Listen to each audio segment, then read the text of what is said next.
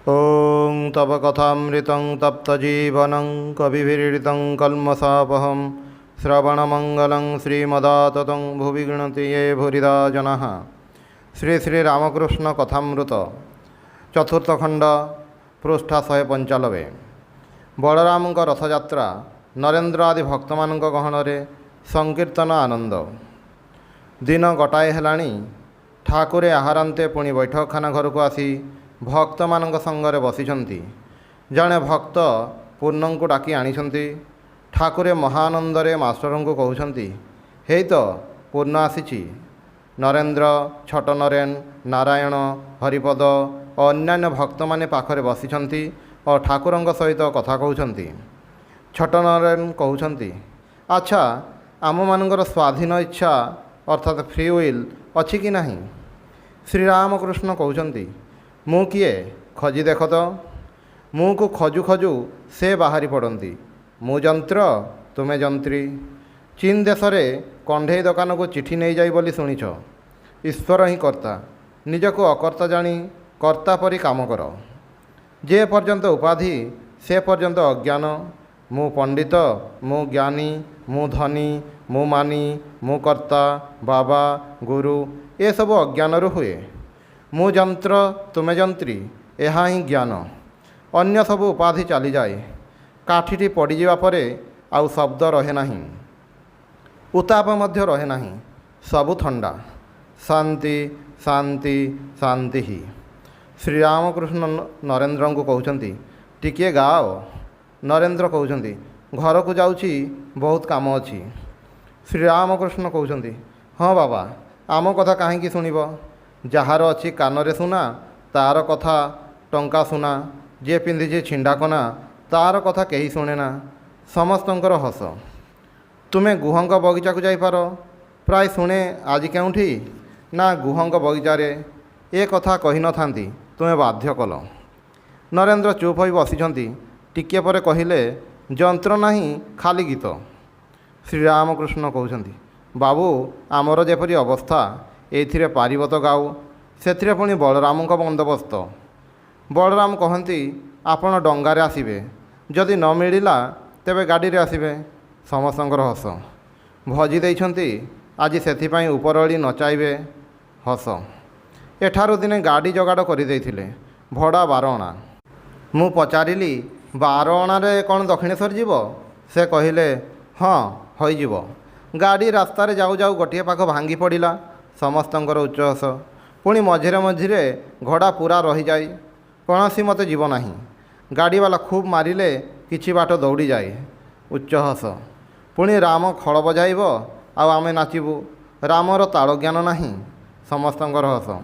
बलरामकर भाव होची, तुमे सब निजे गाओ, नाच, आनंद कर। समस्तंकर हस। भक्त माने घर भितर खियापिया करी क्रमे आसुछंती। महेन्द्र मुखार्जी दूररू प्रणाम करुथिबार देखि ठाकुरे तांको प्रणाम करुछंती, पुणी सलाम करुछंती। पाखरे थिबा जणे युवक भक्तंको कहउछंती, तांको कुह मु तांको सलाम कली। से भारी अलकट अलकट करे। समस्तंकर हस। गृहस्थ भक्त मानक मध्यरु अनेक गृहिणी मानक आनिछंती। सेमाने श्री श्री ठाकुरंको दर्शन करिवे और रथ सम्मुखरे कीर्तनानंद देखिबे। राम, गिरीश प्रभृति भक्त माने क्रमे क्रमे आसी पहुँची। युवक भक्त माने अनेक आसिछंती। नरेन्द्र गीत गाउछंती, केते दिने हेब से प्रेम संचार, हई पूर्ण काम गाइबी हरिनाम। नयनु बहिब प्रेम अश्रुधार, निबिड़ अंधारे मा तोर चमके रूप राशि। तेणु जगी ध्यान करे हई गिरी गुहावासी। बलराम आज कीर्तनर बंदोबस्त करिछंती। वैष्णव चरण और बेनयारींकर कीर्तन। प्रथमे वैष्णव चरण गाउछंती, श्री दुर्गा नाम जप सदा रसना मोहर। दुर्गमे श्री दुर्गा बिना के करे निस्तार। गीत शुणु शुणु ठाकुरे समाधिस्थ। ठिया होई समाधिस्थ। छोट नरेन धरिछंती सहास्य बदन। क्रमे देह संपूर्ण स्थिर। घरे समस्त भक्त अबाक होई देखुछंती। स्त्री भक्त माने आढुआळरू देखुछंती। साक्षात नारायण कौन देह धारण करी भक्त मानक पई आसिछंती। किपरि ईश्वरंको भल पाइबाकू हुए बोध हुए ताहा शिखाइबाकू आसिछंती। नाम करू करू किछि समय पर समाधि भंग हैला। ठाकुरे आसन ग्रहण करिबारु वैष्णव चरण ପୁଣି ଗୀତ ଗାଇଲେ। ହରି ହରି ଗାଓରେ ବିଣେ ବିଫଳେ ଦିନ ଯାଏରେ ବିଣା ଶ୍ରୀହରିଙ୍କ ସାଧନା ବିନା। ଏଥର ଆଉ ଜଣେ କୀର୍ତ୍ତନିଆ ବେନୟାରୀ ରୂପ ବର୍ଣ୍ଣନା ଗାଉଛନ୍ତି।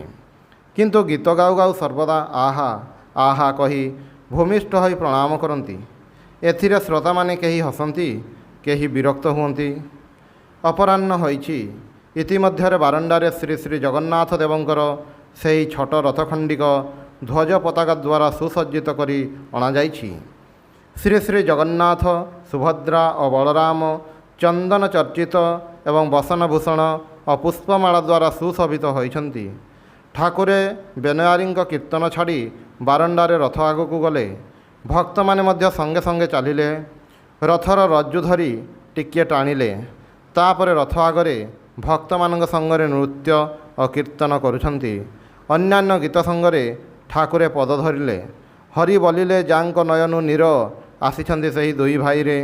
ମାଡ଼ ଖାଇ ଯିଏ ପ୍ରେମ ପରସନ୍ତି, ଆସିଛନ୍ତି ସେହି ଦୁଇ ଭାଇରେ।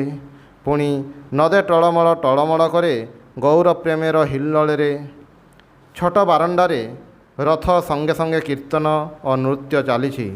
ଉଚ୍ଚ ସ୍ୱରରେ ସଂକୀର୍ତ୍ତନ ଓ ଖଡ଼ର ଶବ୍ଦ ଶୁଣି ବହୁ ଲୋକ ବାହାରୁ ବାରଣ୍ଡାକୁ ଆସିଛନ୍ତି। ଠାକୁରେ ହରିପ୍ରେମରେ ମତୁଆଲା। ଭକ୍ତମାନେ ମଧ୍ୟ ତାଙ୍କ ସଙ୍ଗେ ସଙ୍ଗେ ପ୍ରେମ ଉନ୍ମତ୍ତ ହୋଇ ନାଚୁଛନ୍ତି। ରଥ ଆଗରେ କୀର୍ତ୍ତନ ଓ ନୃତ୍ୟ ପରେ ଠାକୁର ଶ୍ରୀରାମକୃଷ୍ଣ ଘର ଭିତରକୁ ଆସି ବସିଛନ୍ତି। ମଣି ପ୍ରଭୃତି ଭକ୍ତମାନେ ତାଙ୍କର ପଦସେବା କରୁଛନ୍ତି।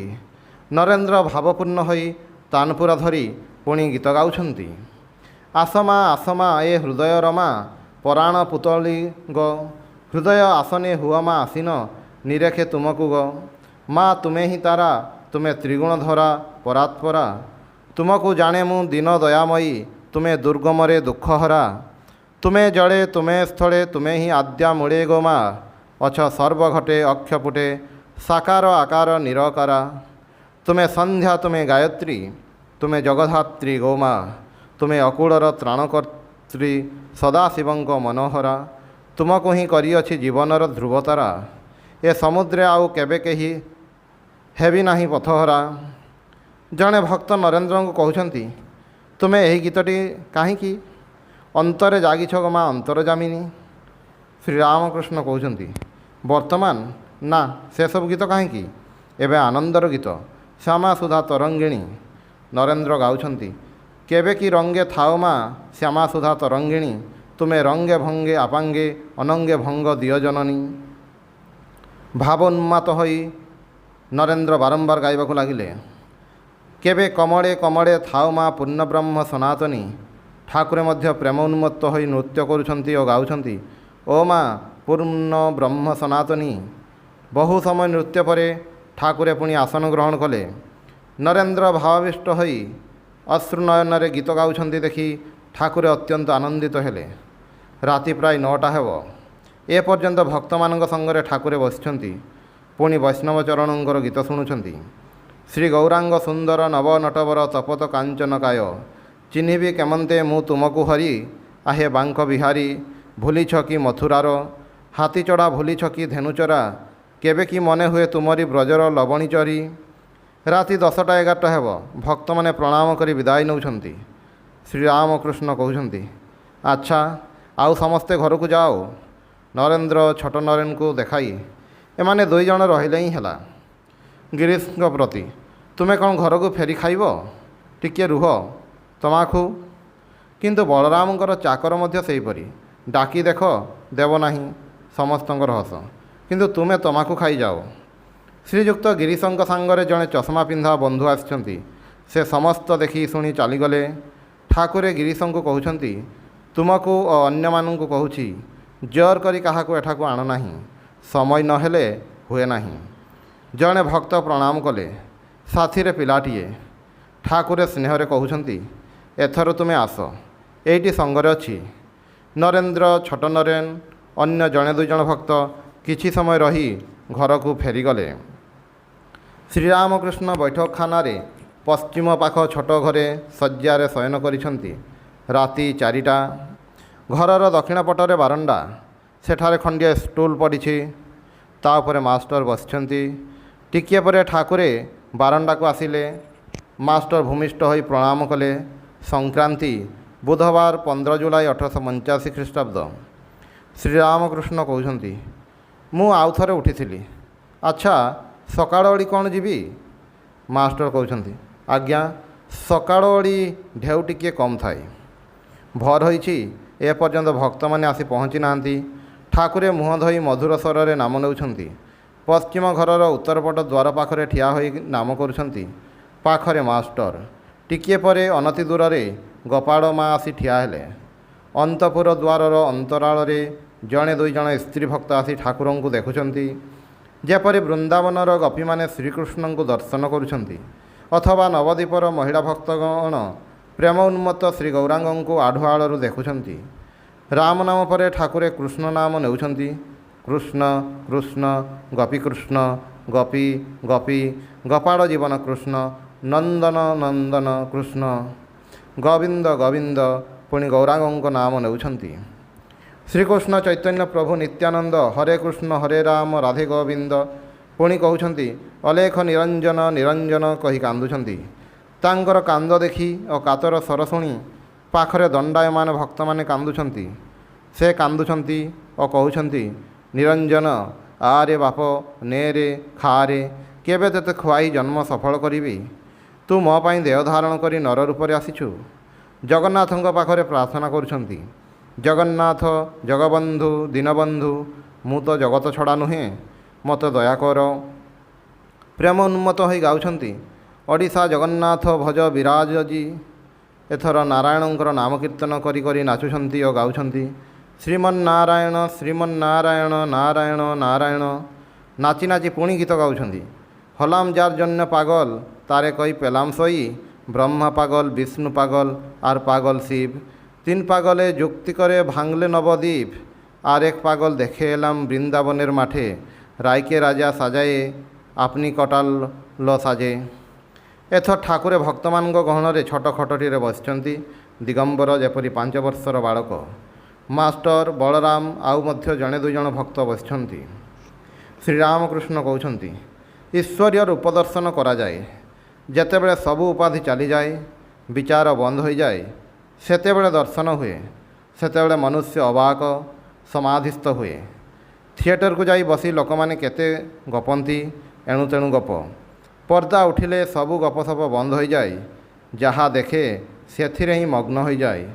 ତୁମମାନଙ୍କୁ ଅତି ଗୁହ୍ୟ କଥା କହୁଛି, କାହିଁକି ପୂର୍ଣ୍ଣ ନରେନ୍ଦ୍ର ଏମାନଙ୍କୁ ସବୁ ଏତେ ଭଲ ପାଏ? ଜଗନ୍ନାଥଙ୍କୁ ମଧୁର ଭାବରେ ଆଲିଙ୍ଗନ କରିବାକୁ ଯାଇ ହାତ ଭାଙ୍ଗିଗଲା। ଜଣାଇଦେଲେ, ତୁମେ ଦେହ ଧାରଣ କରିଛ, ବର୍ତ୍ତମାନ ନରରୂପ ସହିତ ସଖ୍ୟ ବାତ୍ସଲ୍ୟ ଏହିସବୁ ଭାବ ନେଇ ରହ। ରାମଲାଲା ପ୍ରତି ଯେଉଁ ଯେଉଁ ଭାବ ହେଉଥିଲା, ପୂର୍ଣ୍ଣ ନିରଞ୍ଜନ ପ୍ରଭୃତିଙ୍କୁ ଦେଖି ସେହିସବୁ ହେଉଛି। ରାମଲାଲାକୁ ଗାଧୋଇ ଦେଉଥିଲି, ଖୁଆଇ ଦେଉଥିଲି, ଶୁଆଇ ଦେଉଥିଲି, ସଙ୍ଗେ ସଙ୍ଗେ ନେଇ ବୁଲୁଥିଲି। ରାମଲାଲା ପାଇଁ ବସି ବସି କାନ୍ଦୁଥିଲି। ଏହିସବୁ ପିଲାମାନଙ୍କୁ ନେଇ ଠିକ୍ ତାହା ହିଁ ହେଉଛି। ଦେଖୁନ, ନିରଞ୍ଜନ କୌଣସିଥିରେ ଲିପ୍ତ ନୁହେଁ। ନିଜ ଟଙ୍କା ଖର୍ଚ୍ଚ କରି ଗରିବମାନଙ୍କୁ ଡାକ୍ତରଖାନାକୁ ନେଇଯାଏ। ବିବାହ କଥା ପଡ଼ିଲେ କହେ, ବାପରେ ସେ ବିଶାଳାକ୍ଷୀର ଗଣ୍ଡ, ତାକୁ ଦେଖେ, ସେ ଗୋଟାଏ ଜ୍ୟୋତି ଉପରେ ବସି ରହିଛି। ପୂର୍ଣ୍ଣ ଉଚ୍ଚ ଶ୍ରେଣୀର ସାକାର ଆଧାର, ବିଷ୍ଣୁଙ୍କ ଅଂଶରେ ଜନ୍ମ। ଆହା, କିପରି ଅନୁରାଗ ମାଷ୍ଟରଙ୍କ ପ୍ରତି! ଦେଖିଲ ନାହିଁ, ତୁମ ଆଡ଼କୁ ଚାହିଁ ରହିଲା, ଯେପରି ଗୁରୁ ଭାଇଙ୍କ ପ୍ରତି, ଯେପରି ଏ ମୋର ନିଜର ଲୋକ। ଆଉ ଥରେ ଦେଖା କରିବ ବୋଲି କହିଛି କ୍ୟାପ୍ଟେନଙ୍କ ଘରେ ଦେଖା ହେବ। ନରେନ୍ଦ୍ର ଭାରି ବଡ଼ ଆଧାର, ନିରାକାର ଘରର ପୁରୁଷ ସତ୍ତା। ଏତେ ଭକ୍ତ ଆସୁଛନ୍ତି, ତାପରି ଜଣେ ଆଉ କେହି ନାହିଁ। ଥରେ ଥରେ ବସି ବସି ବିଚାର କରେ। ଦେଖେ ଅନ୍ୟମାନଙ୍କ ଭିତରେ କିଏ 10 ଦଳ ପଦ୍ମ, କିଏ 16 ଦଳ, କିଏ 7 ଦଳ, କିନ୍ତୁ ପଦ୍ମମାନଙ୍କ ମଧ୍ୟରେ ନରେନ୍ଦ୍ର ସହସ୍ର ଦଳ। ଅନ୍ୟମାନେ ଢାଳ ମାଠିଆ ହୋଇପାରନ୍ତି, ନରେନ୍ଦ୍ର କତ। ଗାଡ଼ିଆ ପୋଖରୀମାନଙ୍କ ଭିତରେ ନରେନ୍ଦ୍ର ବିଶାଳ ସରୋବର, ଯେପରି ହାଲଦାର ପୋଖରୀ। ମାଛ ଭିତରେ ନରେନ୍ଦ୍ର ନାଲି ଆଖିଆ ବଡ଼ ରୋହି। ଅନ୍ୟମାନେ ଭିନ୍ନ ପ୍ରକାରର ମାଛ, ପୋହଳା, କେରାଣ୍ଡି ଇତ୍ୟାଦି। ବିରାଟ ଆଧାର, ବହୁତ ଜିନିଷ ଧରେ। ବଡ଼ ପୋଲ ଥିବା ବାଉଁଶ। ନରେନ୍ଦ୍ର କୌଣସି କିଛିର ବଶ ନୁହେଁ। ସେ ଆସକ୍ତି ଇନ୍ଦ୍ରିୟ ସୁଖର ବଶ ନୁହେଁ। ପୁରୁଷ ପାରା, ପୁରୁଷ ପାରାର ଥଣ୍ଟକୁ ଧରିଲେ ଥଣ୍ଟ ଟାଣି କାଢ଼ି ନିଏ। ମାଇପାରା ଚୁପ୍ କରି ରହେ। ନରେନ୍ଦ୍ର ପୁରୁଷ, ତେଣୁ ଗାଡ଼ିରେ ଡାହାଣ ପାଖରେ ବସେ। ଭବନାଥର ପ୍ରକୃତି ଭାବ, ସେଥିପାଇଁ ତାକୁ ଅନ୍ୟ ପଟରେ ବସିବାକୁ ଦିଏ। ନରେନ୍ଦ୍ର ସଭାରେ ରହିଲେ ମୋର ଖୁବ୍ ବଡ଼। ଶ୍ରୀଯୁକ୍ତ ମହେନ୍ଦ୍ର ମୁଖାର୍ଜୀ ଆସି ପ୍ରଣାମ କଲେ। ପ୍ରାୟ 8ଟା ବାଜିଛି। ହରିପଦ, ତୁଳସୀରାମ କ୍ରମେ ଆସି ପ୍ରଣାମ କରି ବସିଲେ। ବାବୁରାମଙ୍କୁ ଜ୍ୱର ହୋଇଛି, ଆସିପାରି ନାହାନ୍ତି। ଶ୍ରୀରାମକୃଷ୍ଣ ମାଷ୍ଟର ଓ ଅନ୍ୟମାନଙ୍କ ପ୍ରତି, ଛୋଟ ନରେନ ଆସିଲା ନାହିଁ, ଭାବିଛି ମୁଁ ଚାଲିଯାଇଛି। ମୁଖାର୍ଜୀଙ୍କ ପ୍ରତି, କି ଆଶ୍ଚର୍ଯ୍ୟ! ସେ ଅର୍ଥାତ୍ ଛୋଟ ନରେନ ପିଲାବେଳେ ସ୍କୁଲରୁ ଆସି ଈଶ୍ୱରଙ୍କ ପାଇଁ କାନ୍ଦୁଥିଲା। ଈଶ୍ୱରଙ୍କ ପାଇଁ କାନ୍ଦିବା କ'ଣ କମ୍ କଥା? ପୁଣି ଭାରି ବୁଦ୍ଧି। ବାଉଁଶ ଭିତରେ ବଡ଼ ପୋଲ ଥିବା ବାଉଁଶ। ଆଉ ସମସ୍ତ ମନଟି ମୋ ଉପରେ। ଗିରିଶ ଘୋଷ କହିଲା, ନବଗୋପାଳଙ୍କ ଘରେ ଯେଉଁଦିନ କୀର୍ତ୍ତନ ହେଉଥିଲା ସେଦିନ ଛୋଟ ନରେନ ଯାଇଥିଲା, କିନ୍ତୁ ସେ କାହାନ୍ତି ବୋଲି ପ୍ରାୟ ବେହୋସ। କେଉଁ ଆଡ଼କୁ ନଜର ନାହିଁ, ଲୋକଙ୍କ ଉପରେ ଚଢ଼ି ଚାଲିଗଲା। ପୁଣି ଭୟ ନାହିଁ ଯେ ଘରେ ଗାଳି ଦେବେ। ଦକ୍ଷିଣେଶ୍ୱରରେ ପୁରା 3 ରାତି ରହିଯାଏ। ଓଂ ନିରଞ୍ଜନମ୍ ନିତ୍ୟମନନ୍ତ ରୂପମ୍ ଭକ୍ତାନୁକମ୍ପାଧୃତ ବିଗ୍ରହଂ ବୈ ଈଶାବତାରಂ ପରମେଶମୀଡ୍ୟଂ ତ୍ୱଂ ରାମକୃଷ୍ଣଂ ଶିରସା ନମାମି।